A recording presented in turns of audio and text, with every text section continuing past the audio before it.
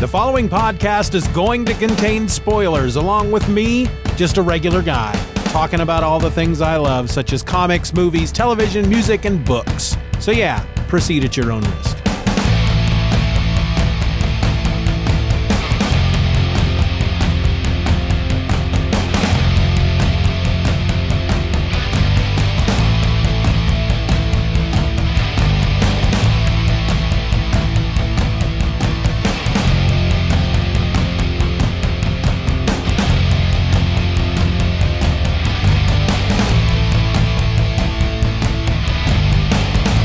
Welcome to another episode of Just Another Fanboy. That's me, I'm Steven.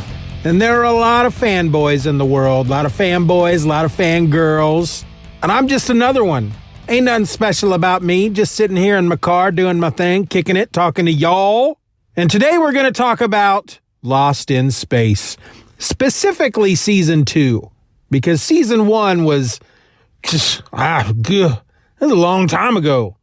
Now, this is a show that's on Netflix, a Netflix original series. It is a reimagining of the series from 1965 of the same name, which in itself is a reimagining of the book Swiss Family Robinson.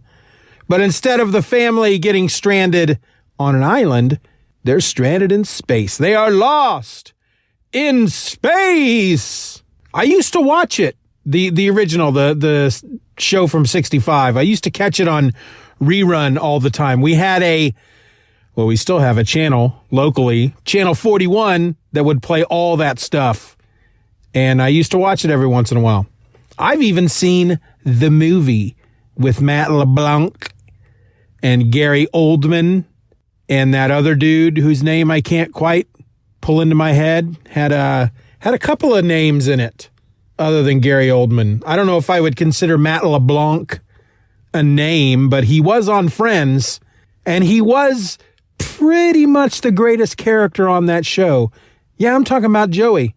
Heather Graham was in it. She played, I think, Judy. William Hurt, I think that's who that dude was, who plays Papa Robinson.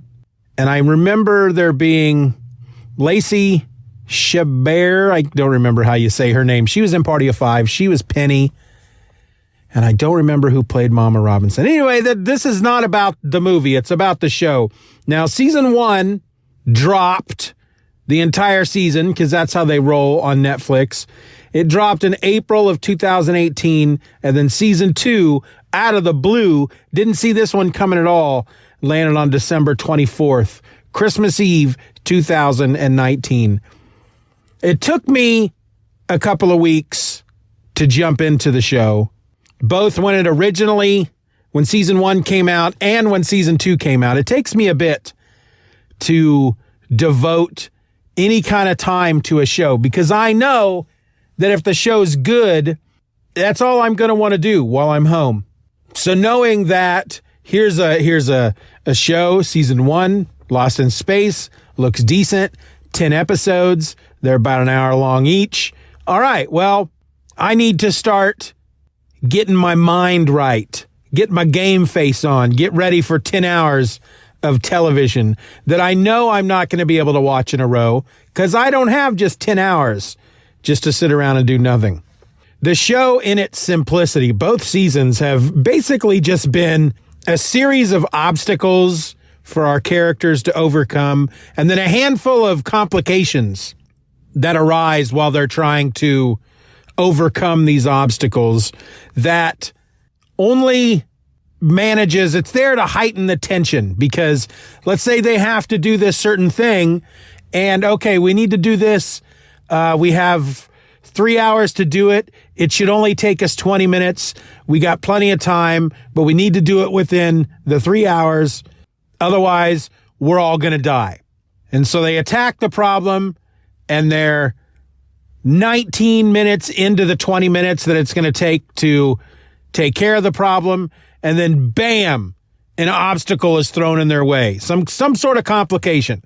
We can't fix this unless we have a Phillips head screwdriver, and our only Phillips head screwdriver has been stripped. Oh my gosh, what are we going to do? We've only got 2 hours and 40 minutes left. So then they got to fabricate a new Phillips head screwdriver. But just within moments of that thing being done, it takes an hour and a half. The machine breaks down, or a flesh-eating virus suddenly appears on the ship, something. And if you step back and look at it from that angle, it seems very formulaic. It seems very, oh, here comes another complication designed to ramp up the tension. But it's so good.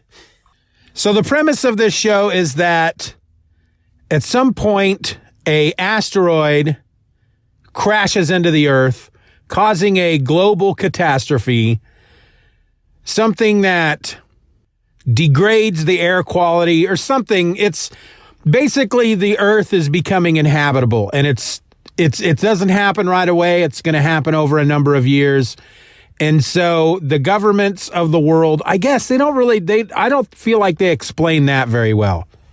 It might only be the American government, but maybe they do explain it in season 1, and now I just don't remember it. But anyway, they start a project to colonize a planet either called Alpha Centauri or it's in Alpha Centauri. I think Alpha Centauri might be the sun or the system, but it's a planet that is exactly like ours as far as oxygen and plant life and all that. It's a planet we can live on. It's basically Earth, but it's however many hundreds of thousands of light years away or whatever. There's no way we could just fly there in a spacecraft. And so they develop this faster than light engine. And it creates a wormhole in space. And they build this big ship called the Resolute. And it's one of these ships that's basically just a long pole with 2 rings, like a pole going through these 2 rings. And then attached to this spaceship, attached to the rings, attached to the Resolute, are these smaller ships, Jupiter model ships. And each ship contains a family. But the people chosen to go, they all have certain skill sets. They have to pass tests. They have to be able to contribute to the ship. They can't just be passengers, I guess, unless they're rich. I'm sure there were plenty of people that bought their way on. But the Robinsons are part of not the maiden voyage. I feel it's gone to Alpha Centauri at least once already. This might even be their 3rd trip. And it's their turn to go. And at some point during the voyage, something happens. They are attacked by an alien robot thing. And everybody jumps into their Jupiters to evacuate. And the Robinsons end up on some planet. They're not quite sure where they are. And they have to get back to the Resolute. They're lost in space. The robot, something happens to it. And little Will Robinson helps the robot. And the robot becomes friends with it. And we find out during the first season that the engine that they're using on the Resolute that opens these wormholes in space belongs to this alien race that this robot is part of. And the robot was there to get the engine back. So the whole first season is about them trying to get back to the Resolute, but it's not just them by themselves in space, because first they're on one planet, they have to get off of it, and then they find themselves on another planet with a lot of the other colonists. And then they're trapped there, and then they have to come up with solutions to get everybody off of this one planet up to the Resolute. The Resolute doesn't know they're down there. It's this whole thing. And then the second season is somewhat similar, but they're building on the mythology of this alien robot and this race of alien robots. And it's just really good. Let's just talk about the characters here real quick. So the cast of the show, I'm just going to do the main cast, the main characters. You've got Molly Parker. She plays Maureen Robinson. She's Mama Robinson. She is the mission commander. She's your basic genius rocket scientist.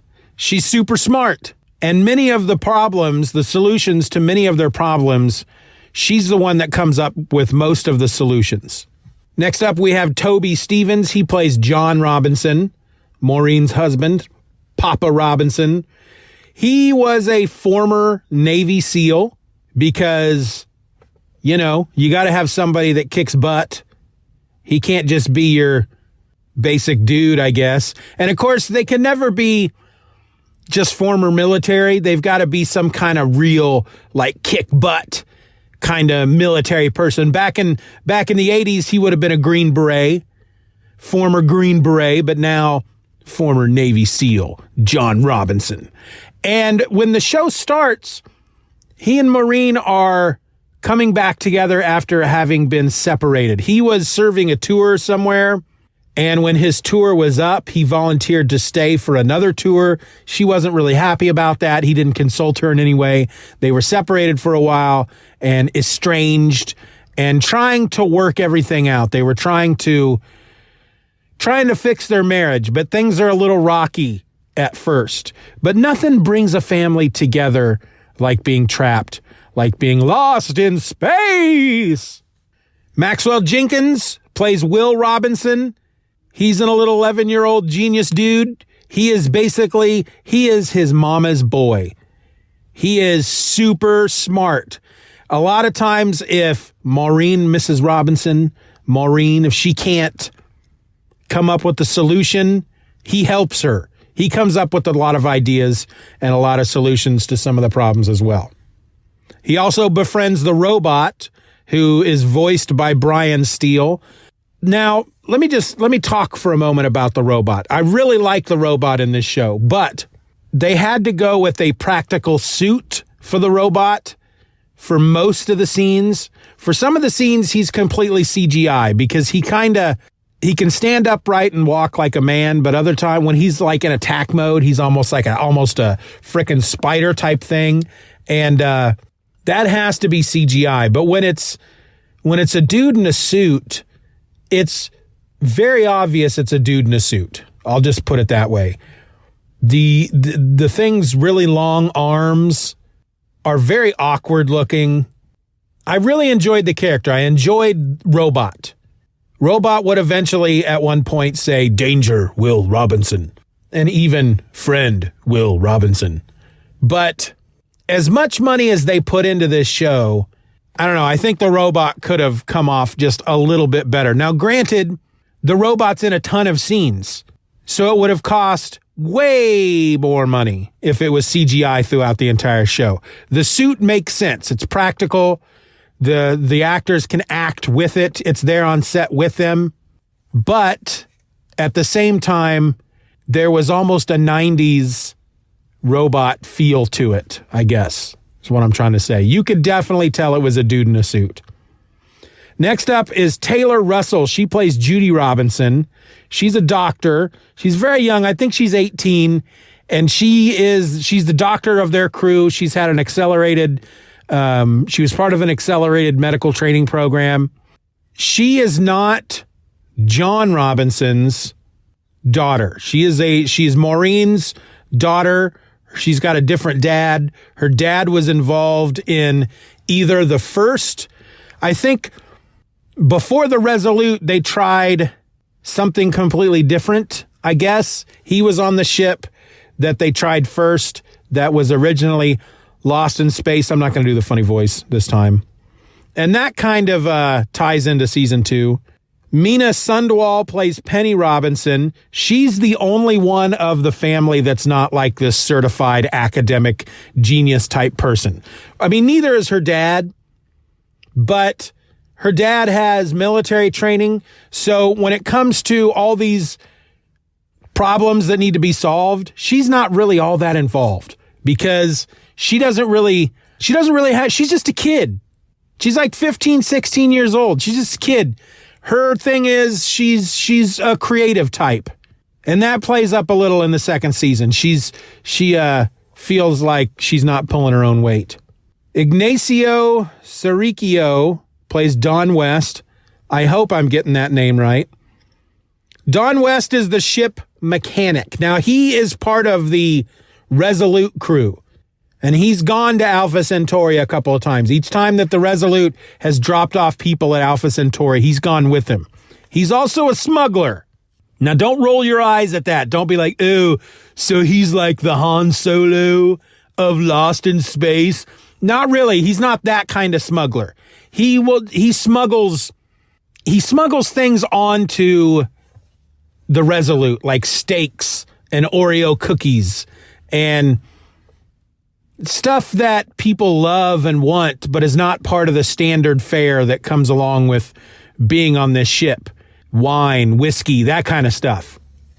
He ends up, he's not part of the Jupiter 2. That's the ship that the Robinsons are in. He's not part of their crew, but he ends up on one of the planets, and he ends up hooking up with them and being part of their crew in the end. Him and a chicken whom he refers to as Debbie. Rounding out the cast is Parker Posey as Dr. Smith. I don't know if she's won any awards for this show, but she certainly needs to, because I hate her. She is so good as the villain in this show that I freaking hate her. And she's the villain and yet not the villain. She's a very, very complicated character. Her actual name is June Harris. She poses as her sister, Jessica, to get on the Resolute. At the beginning of the show, when the robot attacks and there's this big catastrophe on the ship and everybody is evacuating in their Jupiter ships, she poses as Dr. Smith, Zachary Smith. It's a dude's name. And he's actually played by Bill Mumy, who played Will in the original show. But she lacks the proper credentials to get onto one of these Jupiter ships during the evacuation. So as all this chaos is going on, she ends up killing a man, and she comes across Dr. Smith, and I think she knocks him out. She takes his ID badge or something. She gets on one of these Jupiter ships. She ends up down on this planet with Don West, and then eventually through him, she ends up on the Jupiter 2 with the Robinsons. And at some point during the first season, they get hip to who she actually is or who she's not. And they have to deal with her being on board their ship. And her first objective is herself. But because she's trapped on this planet or wherever with the Robinsons, she has to help them at times when one of these problems come up so that she can get off the planet. But in the end, her goal is to help herself. She has plans beyond just getting out of whatever situation they happen to be in. So in the meantime, they're forced to accept her help if they're to get out of certain situations. And even after they discover who she is or who she isn't, there's a lot of situations in which, because what she does is she manipulates people. She's really good at manipulating people to her end. And even after they know this, they still seem to allow her to manipulate them and allow themselves to individually get into situations where they're alone with her. And that's where it really happens. And after a while, I'm just thinking, don't ever put yourself in a situation where you're in a room alone with her. Because once she starts talking, she's got you. And then they also do this thing, which I found kind of annoying. They do it more than once. I feel like they do it 4 or 5 times. She'll help them get out of a situation. And as they're then rocketing towards the next situation, they don't realize that next situation is coming, but they're rocketing towards it. They think they're rocketing towards safety or whatever. She'll be in a room alone with one of the Robinsons or with Don West, and she'll be like, aren't you glad that I helped you out? You wouldn't have gotten to this point if it wouldn't have been for me. And they'd be like, yeah, well, that's true, but it's not going to stop us from turning you into the authorities when we get back to the Resolute. You have to pay for your crimes. And I just want to start yelling at him. Why would you tell her that? Why would you warn her? She's going to stop screwing with you and your mission if she thinks that you're on her side. And yet you keep telling her, we hate you. You're not on our side. We're going to make sure you spend the rest of your life in prison. Oh, by the way, could you not manipulate us and maybe sabotage part of the equipment or something like that? And could you help us out of this situation? Thanks. That'd be great. By the way, we hate you and we're going to make sure you go to prison for the rest of your life. They keep doing that throughout the show. And every time she thinks she's safe, they go and say something like that to her, and then she has to, I guess I have to do something bad to manipulate the situation into my favor, and if it kills one of the Robinsons, that's just the way it's got to be. Why don't they just shut up until they get back to the Resolute, and they walk off their ship hand in hand, arm in arm with her, and they go to the authority, hey, we couldn't have made it out with her, but she's a thief and a murderer and a liar, lock her up, as all the cops are standing there around them. But no, they don't do any of that. So I think that's about all I'm gonna. There's a big secret in the second season. You get to it right away. They hint to it in the first season. You get to it right away in the second season. You get to it a few episodes in. That's the problem with binging shows, is I can't quite judge when they reveal the secrets and whatnot. One of these times, I'm going to start watching these things weekly, like I did with The Mandalorian, because I didn't have any choice. But it's a super fun show. It's a super smart show. It's very smart science fiction. Very fast paced at times. High tension. Some scenes got me a little misty-eyed. Some scenes had me practically cheering in my seat. It's one of these shows that, despite being sci-fi, and I say that for people who are not sci-fi fans, if you're not a sci-fi fan, despite this show being a science fiction show, I really think that people who are not into sci-fi would really enjoy it. I would very much recommend this show to my wife. My wife's not a sci-fi person, but I think she'd really enjoy this show just because it deals with family and and the conflict, and it's a survival show that just happens to be set in a sci-fi setting. Kind of like how The Walking Dead is a survival show that is set during a zombie apocalypse. It's less about the zombie apocalypse, more about the characters trying to survive. That's how I feel Lost in Space is. And the way it ends, there's definitely going to be a season 3. I haven't read anything that said that they have, in fact, approved a season 3, but it does end on a cliffhanger.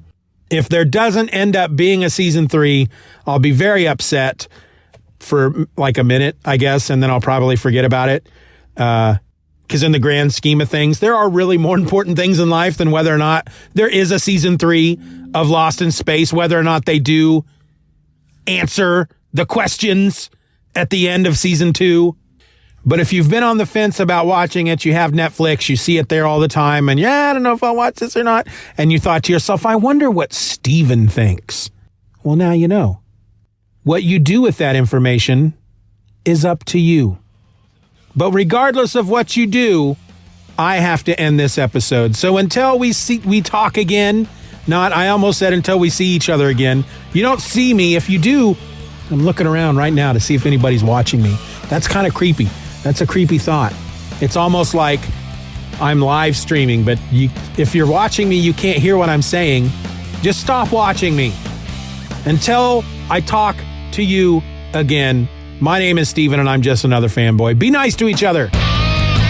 Just Another Fanboy is a presentation of the Steven or Else podcast. Questions and comments can be directed to feedback@stevenorelse.com. You can support the show for as little as $1 a month at patreon.com/StevenRor and get instant access to the My Other podcast, a weekly show about whatever crawls its way into my tiny little mind just moments before I tap record. You can find me on the World Wide Web at stevenorelse.com or find me on Twitter and Instagram by searching for @StevenOrElse. I also encourage you to subscribe to the show, leave us a 5-star review, and share this episode with a friend. Just Another Fanboy is a proud member of the Comics Podcast Network. You can find that over at comicspodcasts.com. All links will be in the show notes.